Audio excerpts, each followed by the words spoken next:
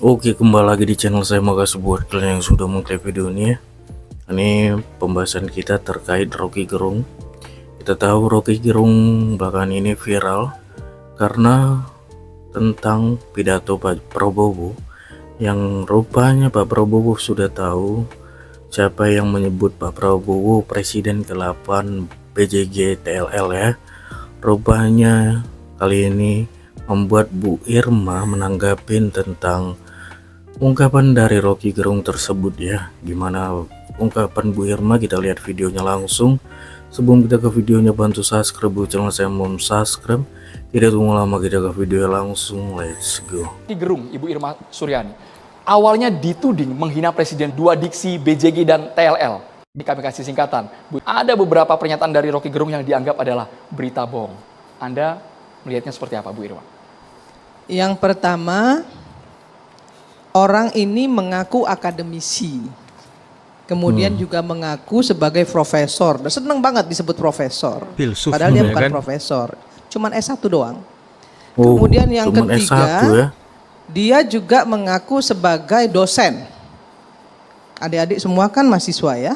Jadi saya pikir kalau kalimat yang dilontarkan oleh seorang pendidik ya yang mengaku ngajar di banyak universitas, nggak pantas ngomong seperti itu. Betul. Karena itu mengajarkan kebodohan politik. Bukan memberikan diskursus politik kepada mahasiswanya yang baik, justru malah membuat mahasiswa Indonesia kalau ditangani oleh orang satu ini akan menjadi brutal. Jadi bro. Yang kedua, tapi saya nggak heran saya kalau itu bisa keluar dari mulut seorang Rocky Gerung, saya nggak heran. Kenapa saya nggak heran?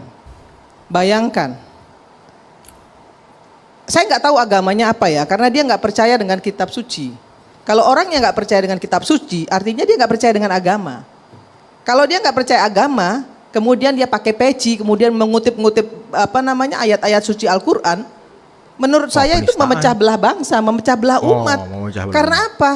Karena yang dikutip itu bukan untuk diimani. Al-Quran itu bukan diimani oleh Rocky Gerung, tapi dipakai alat untuk berdebat. Wow. Ini celaka ini umat Islam. Wow. Kalau begini. Dan menurut saya kali ini Rocky itu sudah melampaui batasannya. Dan wajar untuk dihukum. Saya nggak peduli dengan bahasa bilang itu hanya kritisi. Itu bukan kritisi. Itu ujaran kebencian. Itu fitnah. Ya, jadi patut orang ini dipenjara. Kenapa? Karena memberikan diskursus politik kepada mahasiswa yang buruk dan kemudian memecah belah umat. Kalau kemudian pasal yang disangkakan apa? Kalau memang kemudian penghinaan terhadap presiden kan sudah pasti deliknya delik aduan. Pak Presiden pun juga tidak ingin memanjangkan hal ini begitu. Pak Presiden dari awal nggak pernah gubris, karena menurut Presiden bukan levelnya beliau. Ya nggak penting juga Rocky Tapi Gerung kan udah kelewatan ini. Ini memecah belah umat. Selain memecah belah umat, ya, kemudian memperburuk agama, kemudian juga menjadi diskursus yang buruk untuk mahasiswanya, mahasiswa-mahasiswa, karena dia seorang pendidik. Dia bilang dia dosen, senang juga disebut profesor, tapi mengajarkan hal-hal buruk. Jadi kemudian dicari-cari pasalnya hingga Semua pasal menurut saya semua pasal bisa digunakan untuk orang ini. Dan itu baru terjadi sekarang loh. Sekarang ya, betapa Rocky Gerung itu siapa? Tapi dia bisa ngomong seenak jidat. Betul. Gitu kan. Zaman Pak Harto, 2 hari dia ngomong. 2 hari saya berani taruhan kuping saya hilang. 2 hari selesai. Nggak bukan soal ditangkap doang, hilang. Ya, apa yang disampaikan Mas Toto itu betul sekali ya. Kita tidak alergi dengan kritik. Tapi kan kita tahu politik itu kan seperti apa ya. Ruang yang segitu-gitu aja. Nggak kemana-mana. Dan kita bisa mengidentifikasi ini arah politiknya apa. Kan kita punya analisa tersendiri. Gitu. Jadi kita nggak terlalu susah mengidentifikasi arah politiknya. Sikap politiknya. Kan kita bukan ABG. Kita tahu semua arah muara politiknya kemana.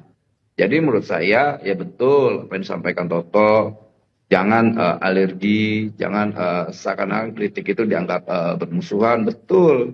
Tapi yang kita harus tahu selama ini yang selalu mengorkestrasi permusuhan itu siapa gitu loh. Kan kita tahu siapa yang selalu menenteng kebencian dan dendam yang nggak pernah tuntas diteng-teng tuh dendam-dendam terus. Nah Prabowo karakternya bukan pendendam. Siapa sih Gitu loh. Mas Noel yang Anda maksud itu? Hah? Partai kah? Individu kah? Atau bagaimana? Ketua umum partai, udah, nggak usah ribet-ribet. Ketua umum partai yang ketuanya itu aja terus. Oke. Dendam terus bawahnya, dendam, benci, dendam, benci, yang selalu paling presiden lah pokoknya. Saya nggak ini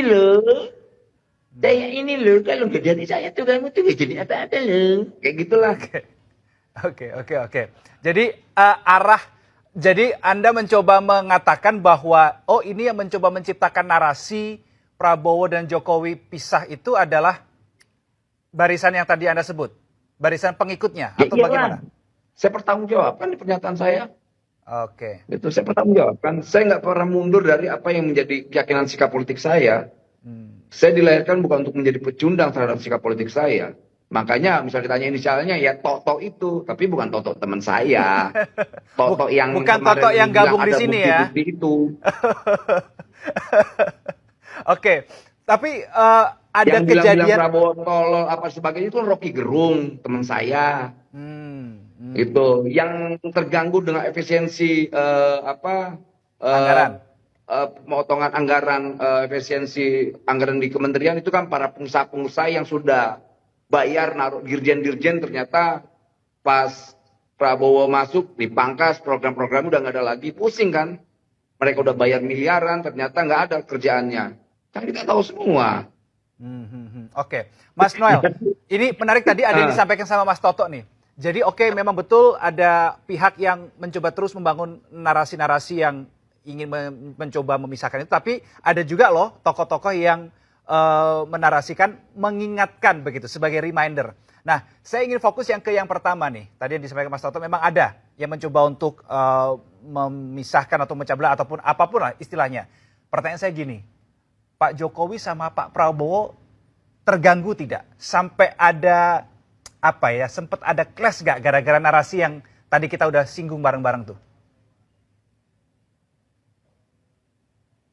Halo, Mas Noel? Ini Mas Noel kan? Saya, Bukan saya. Ya, Mas Noel. Pak Ya. Prabowo sama Pak Jokowi sampai Saya terganggu nggak tidak dengan adanya Gimana? isu?